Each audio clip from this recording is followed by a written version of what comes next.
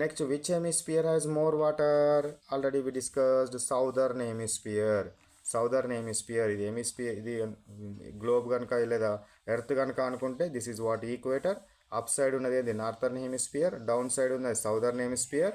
Northern హెమిస్ఫియర్లో land ఎక్కువగా ఉంటుంది, సౌదర్న్ హెమిస్ఫియర్లో ఏది ఎక్కువగా ఉంటుంది?